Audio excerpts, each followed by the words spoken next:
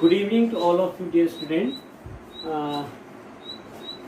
एक बार पुनः आपका स्वागत है मेरी YouTube channel maths complete study में। अगर आपने मेरा चैनल सब्सक्राइब नहीं किया है तो प्लीज़ एक बार चैनल को सब्सक्राइब कर दीजिएगा।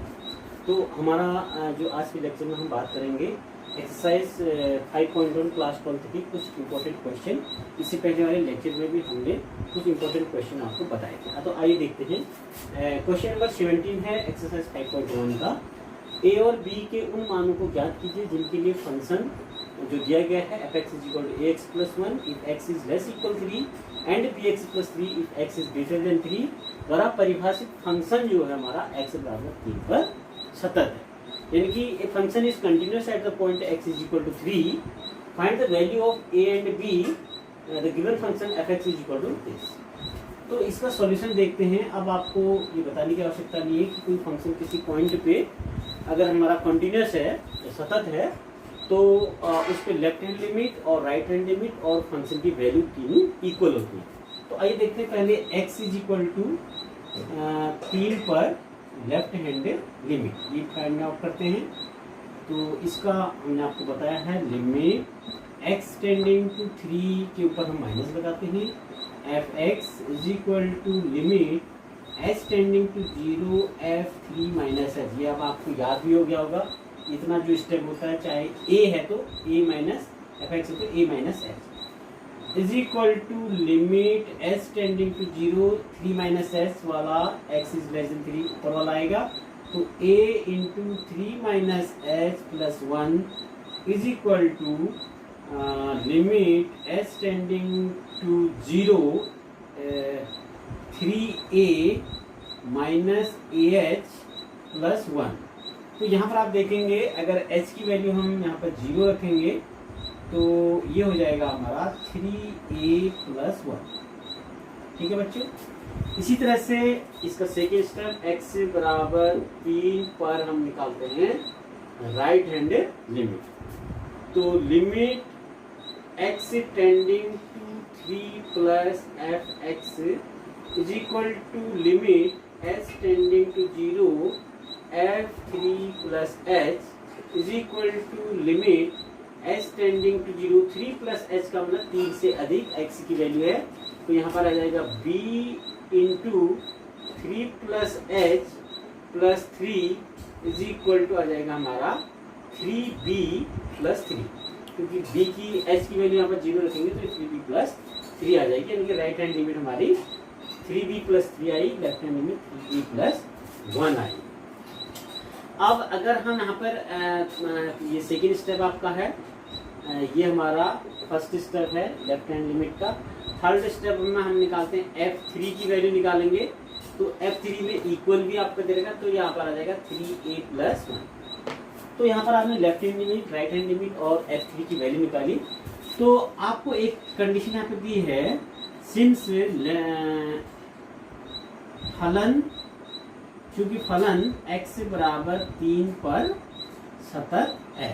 Since the function is continuous at the point x = 3 so left hand limit = right hand limit f3 ये होगा। तो लेफ्ट हैंड लिमिट हमारी है implies 3a + 1 left hand limit निकाल की है = राइट हैंड लिमिट हमारी है 3b + 3 f3 की वैल्यू भी हमारी 3a + 1 है। तो आपको निकालनी है a और b की वैल्यू फाइंड आउट करनी है। इसको हम इरेज कर देते हैं। तो यहाँ से a और b की वैल्यू कैसे निकलते हैं देखो बच्चों। तो 3a + 1 = 3b + 3 या इसको हम लिख सकते हैं 3a = 3b प्लस ये इधर जाके आपका माइनस होना जाएगा तो ये 2 आ जाएगा। या a = 3 से डिवाइड करेंगे तो b + 2/3। तो यहाँ पर ये फंक्शन x = 3 पे कंटिन्यूअस होगा जबकि हमारी वैल्यू a की वैल्यू जो है b से 2/3 अधिक होगी, more than 2/3। Value of a is more than 2/3 than b।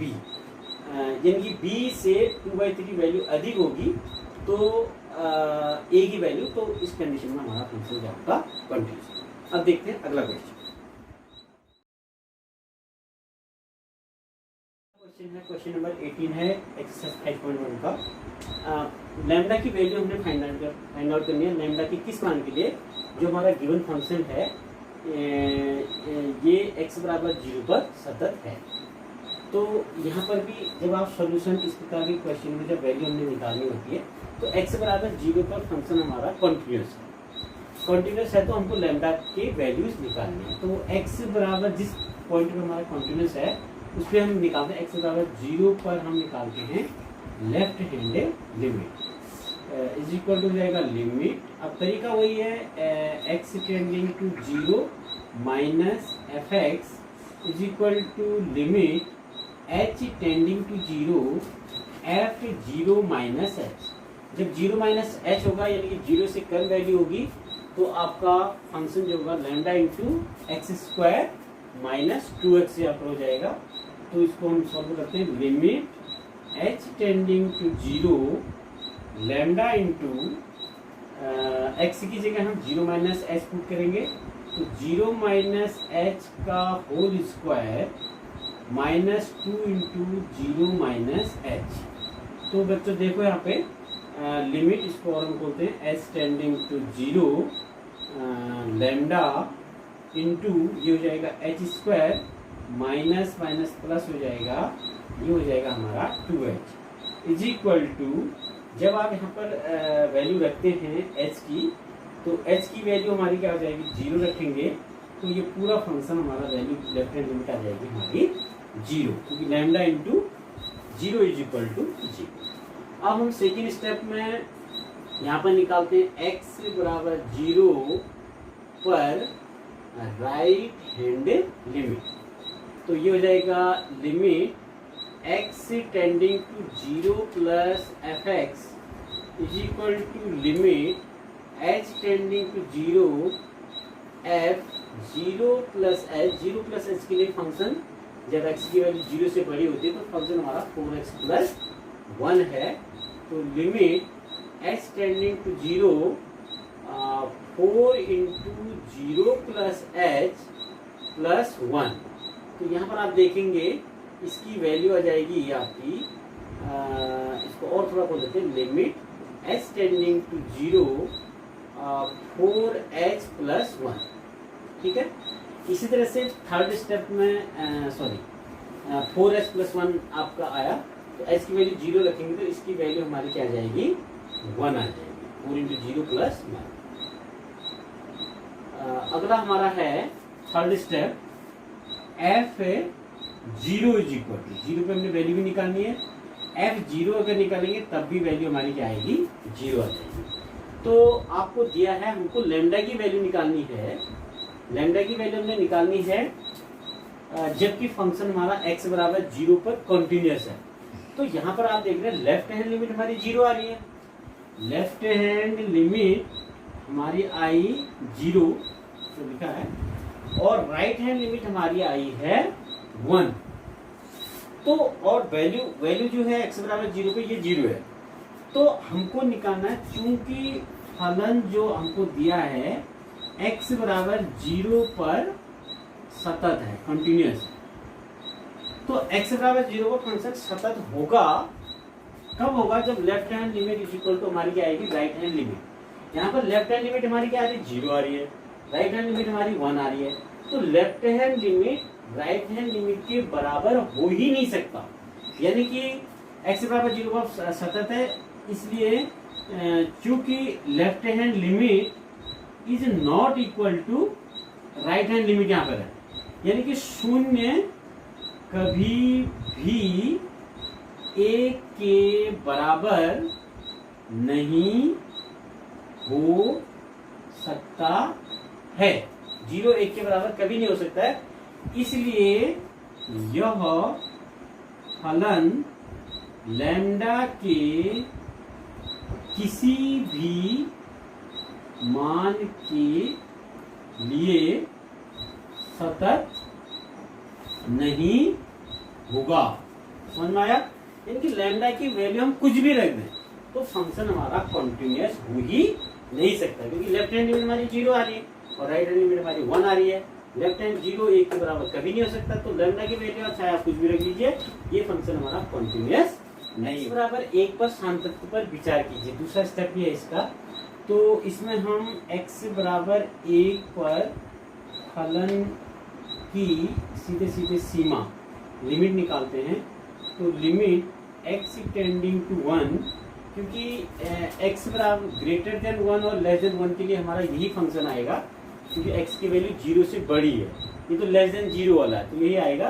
तो limit x tending to 1 fx is equal to limit x tending to 1, fx की वैल्यू यहाँ पर कितनी आ जाएगी 4x प्लस 1 आ जाएगी।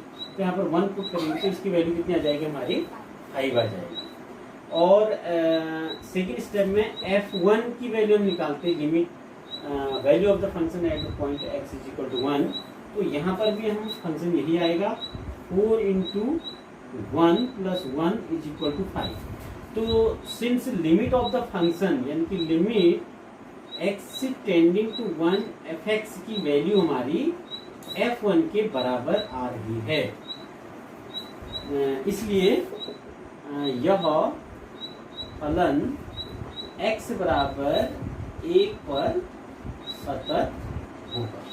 ये फंक्शन हमारा x बराबर 1 पर क्या होगा, कॉन्टिन्यूअस होगा। Since the limit of the function at the point x is equal to 1 is equal to f1, hence the function is continuous at the point x is equal to 1। अब देखते हैं अगला question number 19 exercise 5.1 का ही बहुत अच्छा question है। दर्शाइए कि gx is equal to x minus maximum integer function x द्वारा डिफाइंड फंक्शन अपने समस्त पूर्णांक बिंदुओं पर असतत है। यानी कि आपका जो भी पूर्णांक बिंदु है इंटीजर्स हैं उन पॉइंट्स पे आपका जो फंक्शन गिवन है gx is equal to x minus maximum integer function x, ये हमारा क्या है, असतत है यानी कि डिसकंटिन्यूअस।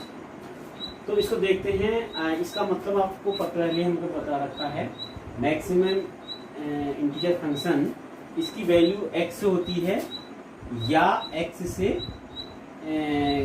कम पूर्णांक होती है। इसकी वैल्यू x या x से कम पूर्णांक होती है, ठीक है नहीं। इसके बारे में हमने आपको फंक्शन वाले अपने लेक्चर में आपको बताया हुआ है, फिर भी एक बार थोड़ा सा और मैं रिवाइज कर देता हूँ।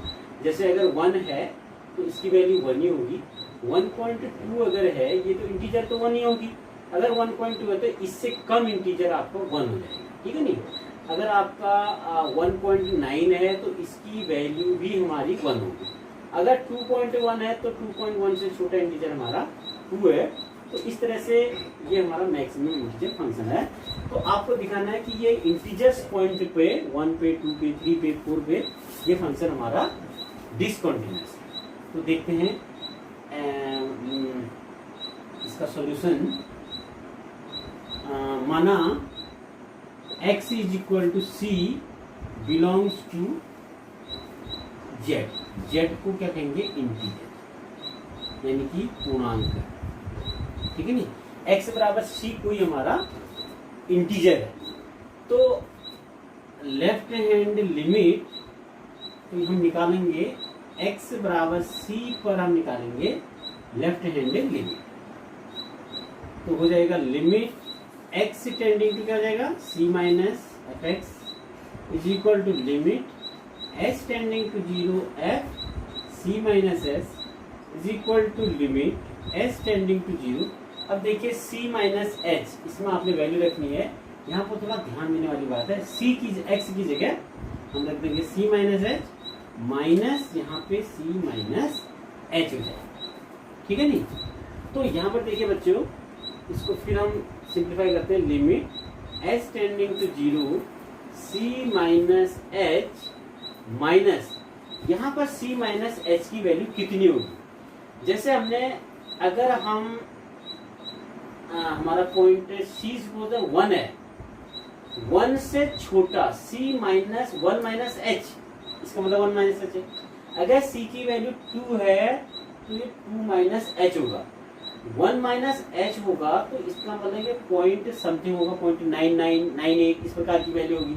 सपोज 0.98 है तो इससे छोटा इंटीजर क्या हो जाएगा हमारा 0 हो जाएगा। इसी तरह से अगर 2 माइनस h है, तो इसका मतलब ये 1.9999 इस तरह की कोई वैल्यू होगी।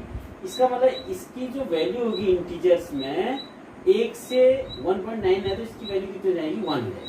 यानी कि आपका जो ये c है, ध्यान दीजिए, ये जो c है, यहाँ पर C1 है, यहाँ पर C2 है, तो c की वैल्यू जब 1 है तो इसकी वैल्यू 0 आ रही है, यानी कि इसका मतलब c की वैल्यू जो है हमारी 1 माइनस 1 आ रही है।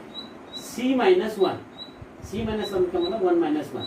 यहाँ पर भी आपका C2 है, तो 2 minus 1 is equal to value कितनी आ रही है, 1 आ रही है।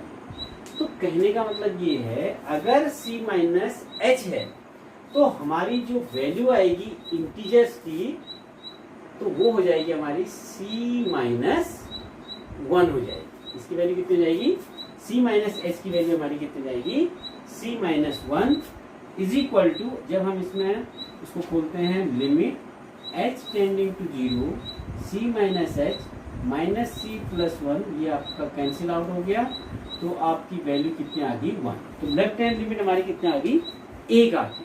ये समझ में आया। c माइनस h की वैल्यू हमेशा कितनी होगी, c इंटीजर है तो c माइनस 1 होगी।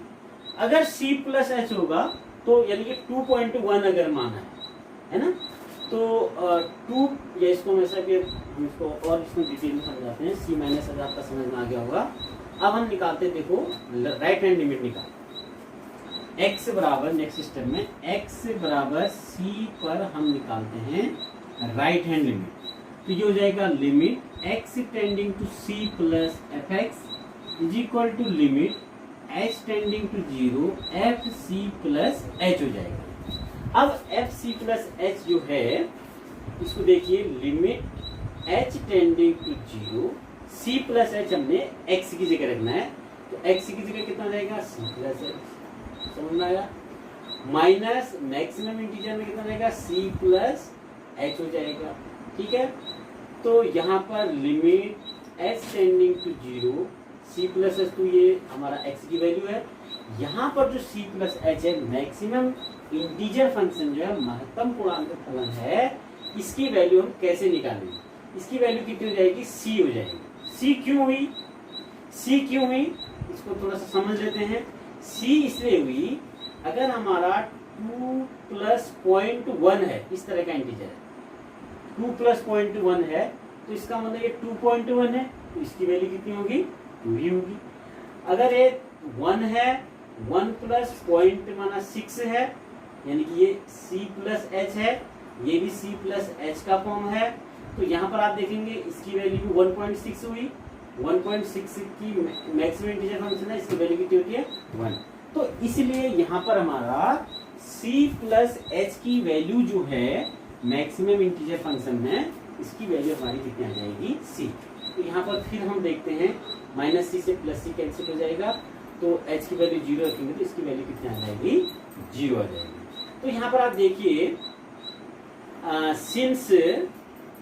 सिंस लेफ्ट हैंड लिमिट जो कि हमारी कितनी आ रही है, लेफ्ट हैंड लिमिट हमारी 1 आ रही है, is not equal to right hand limit, तो hence the function is discontinuous at the point x is equal to c belongs to z, ठीक है नी। तो ये फंक्शन हमारा किसी इंटीजर पे कंटिन्यूअस नहीं होगा, यानी कि डिसकंटिन्यूअस, ठीक है। 21 का क्वेश्चन नंबर 21 का सेकंड क्वेश्चन देखिए, F x is equal to sine X minus cos X के सामंजस्य पर विचार कीजिए। तो जब हम इसका सॉल्यूशन देखते हैं तो थोड़ा सा हम इसको पहले एफ एक्स को चेंज कर देते हैं। कैसे चेंज करते हैं, इसको sign X minus cos x है, इससे पहले वाले क्वेश्चन में sine x plus cos x है, तो इसको हम साइन एक्स माइनस वाई और एक्स प्लस वाई के रूप में तोड़ते हैं। एक्स प्लस वाई के रूप में पहले वाले को तोड़ते हैं। कैसे तोड़ते हैं इसको, क्योंकि साइन पाई बाई 4 की वैल्यू हमको पता है √2 होती है, और यही 1/√2 होती है, और यही वैल्यू हमारी कॉस पाई बाई 4, कॉस 45 और साइन 45 की वैल्यू 1/√2 होती है। तो इसका यूज हम यहाँ पर करते हैं, तो यहाँ पर हम √2 से मल्टीप्लाई करेंगे और √2 से इसको डिवाइड भी कर देंगे, ठीक है नहीं। इंटू 1/√2। तो यहाँ पर ये हो जाएगा हमारा √2 इंटू साइन एक्स कॉस π/4, क्योंकि कॉस π/4 हमारा 1/√2 होता है, माइनस कॉस एक्स इंटू यहाँ पर हमारी वैल्यू आ जाएगी साइन π/4। तो ये हो जाएगा हमारा √2 इंटू साइन एक्स माइनस π/, ठीक है। तो हमारा जो फंक्शन गिवन है उसको हमने इस तरह से इसको ब्रेक कर, ठीक है नहीं। अब हमको इसकी कंटिन्यूटी की जांच करनी है, तो माना x = c belongs to r। r जो है हमारा क्या है, रियल नंबर यानी कि वास्तविक हमारी संख्या है, ठीक है नहीं। तो स्टेप फर्स्ट जब हम करते हैं इसका, तो स्टेप फर्स्ट में x बराबर c पर हम निकालते हैं लेफ्ट हैंड लिमिट। तो limit x tending to c minus fx is equal to limit x tending इसको h tending to 0 fc minus h हो जाएगा, इधर देखते हैं, is equal to limit h tending to 0 c minus h आप इस function में रखेंगे √2 इंटू साइन, ये हो जाएगा c minus h minus π/4 is equal to √2 into sine, h की वैल्यू 0 रखेंगे तो यहाँ पर आ जाएगा c माइनस π/4। ये हमारे आगे लेफ्ट हैंडेड लिमिट, ठीक है बच्चों, ये हमारे आगे आपकी लेफ्ट हैंडेड लिमिट है, ठीक है। ये स्टेप हमारा लेफ्ट हैंडेड लिमिट का। अब हम निकालते हैं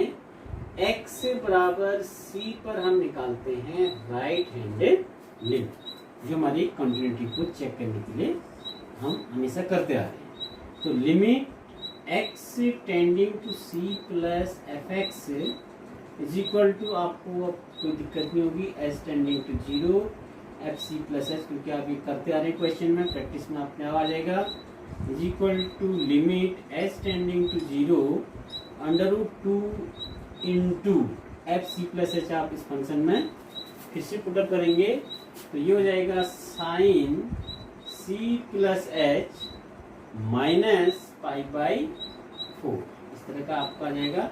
x की जगह आपने c प्लस h रख देना है, तो is equal to √2 into sine, h की वैल्यू 0 रखेंगे तो c माइनस π/4, ठीक है। तो ये हमारे आगे राइट हैंड लिमिट। तो लेफ्ट हैंड लिमिट हमारी √2 sine c minus π/4, right hand limit भी हमारी √2 साइन c माइनस π/4 आई। और तीसरे स्टेप में हम इसमें निकालते हैं f x की वैल्यू किस पे, c पे, fc।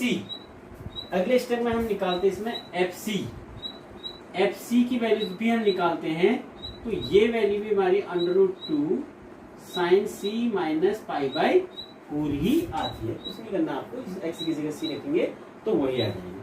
तो चूंकि अब हम इसको लिखते नहीं है, आप समझ गए होंगे, क्योंकि x बराबर c पर left hand limit is equal to right hand limit is equal to fc है, इसलिए यह फंक्शन हमारा किसी भी रियल नंबर्स पर क्या है, सतत है, यानी कि कॉन्टिन्यूअस है, ठीक है। अब देखते हैं अगला क्वेश्चन है एक्सरसाइज 5.1 का क्वेश्चन नंबर 24। बहुत इंपॉर्टेंट क्वेश्चन है और कई बार हमारे CBSE बोर्ड और यूके बोर्ड में पूछा भी गया है। इस फंक्शन के हमने क्वांटिटी पर डिस्कस करना है, डिटरमाइन करना है कि ये फंक्शन कंटिन्यूअस है या नहीं है। तो देखिए यहाँ पे हमको x = 0 दे रखा है, तो 0 पर हम इसकी क्वेश्चन को हम डिस्कस करते हैं। x = ठीक है, x बराबर 0 पर हम इसको डिस्कस करेंगे। तो इसका सॉल्यूशन देखिए बच्चों, x बराबर 0 पर हम निकालते हैं लेफ्ट हैंडेड लिमिट।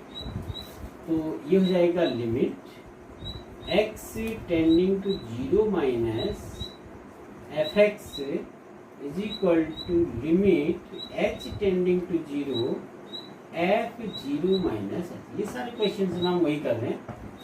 अगर a माइनस है तो 0 माइनस है तो 0 माइनस h, a माइनस है तो a माइनस h। तो is equal to limit h tending to 0, 0 minus h कब आएगा, यानी कि x नॉट इक्वल टू 0 जब है। x नॉट इक्वल टू 0 हमारा इसी में है, function x square into sine 1/x हो जाएगा। तो यहाँ पर हम लिखेंगे 0 माइनस एच का whole square into sine 1/0 minus h कितना हो जाएगा, इज इक्वल टू ये 1 साइन -1/h हुआ, तो ये माइनस हो जाएगा। तो पूरा हम इसको माइनस लिख सकते हैं, minus limit h tending to 0 h square sine 1/h। ठीक है, अब यहाँ पर ये समझने की बात है, इसको हम पूरा डिस्कस करेंगे कि इसकी वैल्यू कितनी होती है। तो अब देखिए बच्चों, इसको हम लिख सकते हैं पहले minus limit h tending to 0 h square into limit h tending to 0 sine 1/h। अगले स्टेप में देखिए, इसकी वैल्यू तो h टेंडिंग टू 0, तो इसकी वैल्यू तो हमारी 0 हो जाएगी, ठीक है नहीं। अब इसकी वैल्यू कितनी होगी, यहाँ पर इसको डिस्कशन करते हैं। इसको अलग से हम पहले इसको डिस्कशन कर लेते हैं, फिर हम वैल्यू लिखेंगे। आप नोट कर लीजिए, limit h tending to 0 sine 1/h की वैल्यू कितनी होगी, ये आपने देखना है।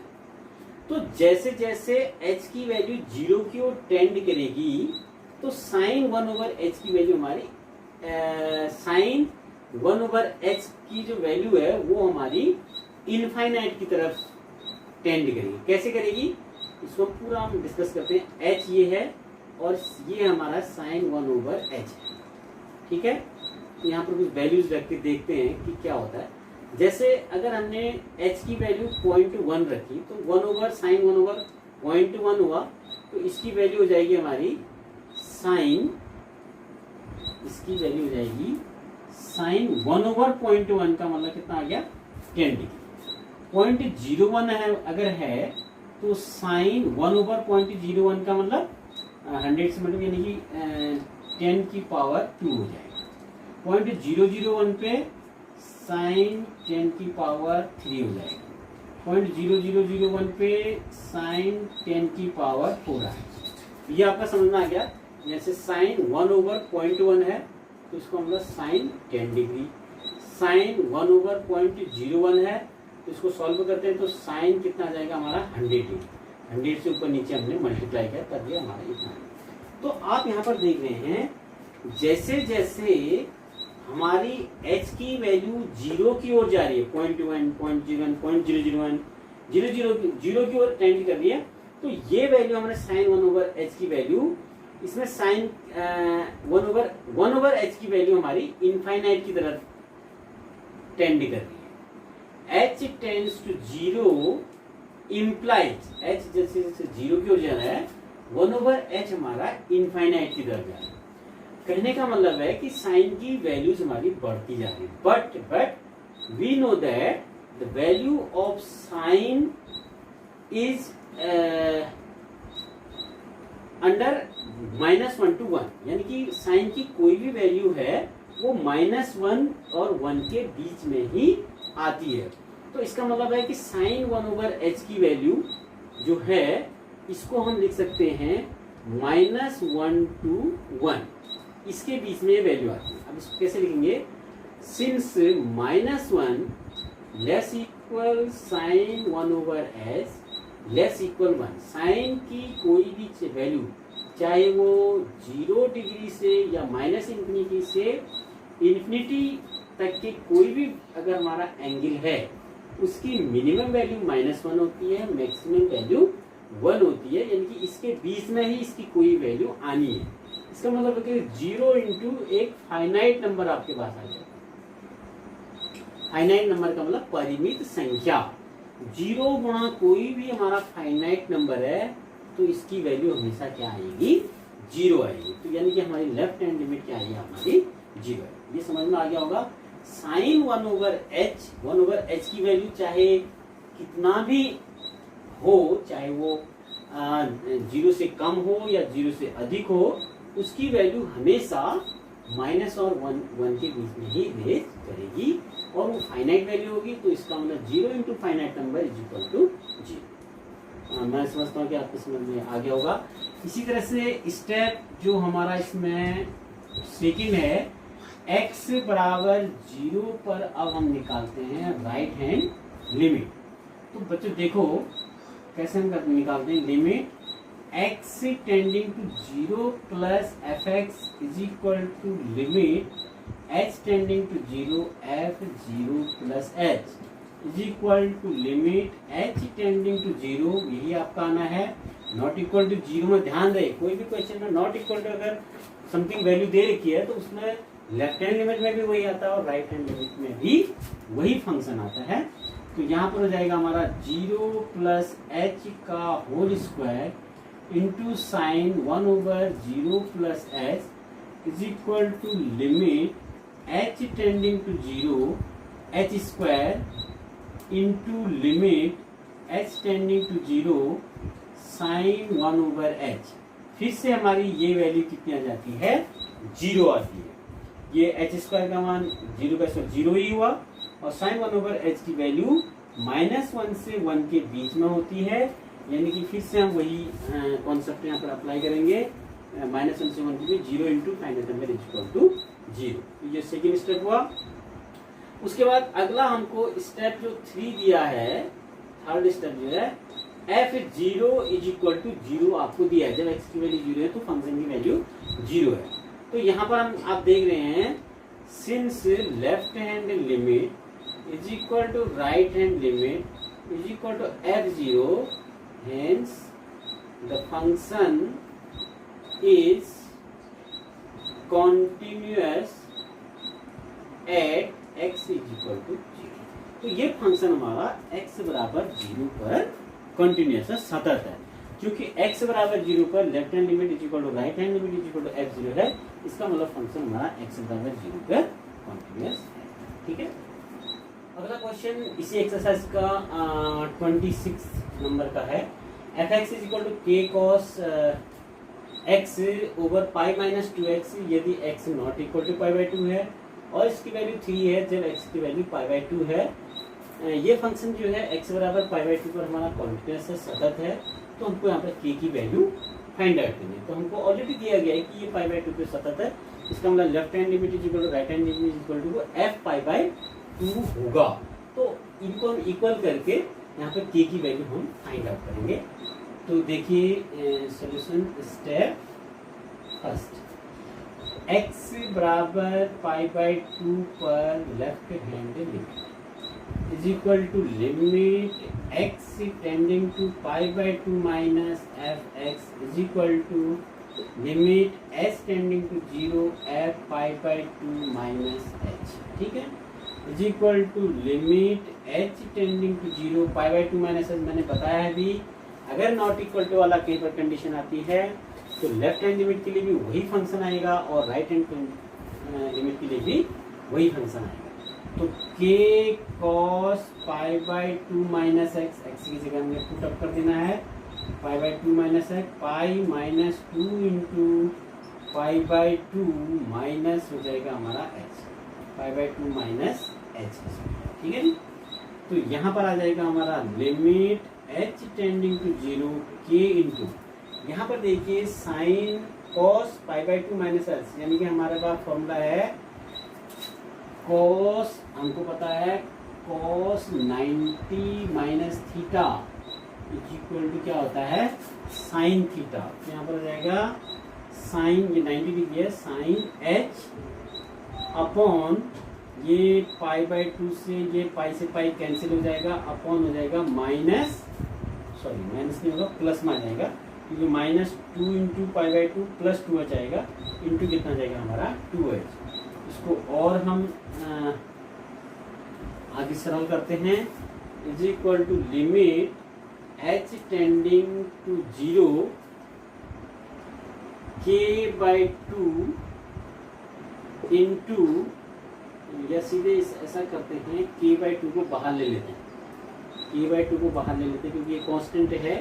तो ये हो जाएगा limit h tending to 0 sine h upon h, ये वैल्यू हमारी हमको पता है, इसकी वैल्यू हमारी 1 होती है। एक्स, एक फॉर्मूला आपने और पढ़ रखा है, limit x tending to 0 sine x upon x की वैल्यू कितनी होती है 1, इज इक्वल टू इसकी वैल्यू हमारी आ जाएगी k/2 आ जाएगी। लेफ्ट हैंड लिमिट हमारी k/2 into 1 is equal to k/2।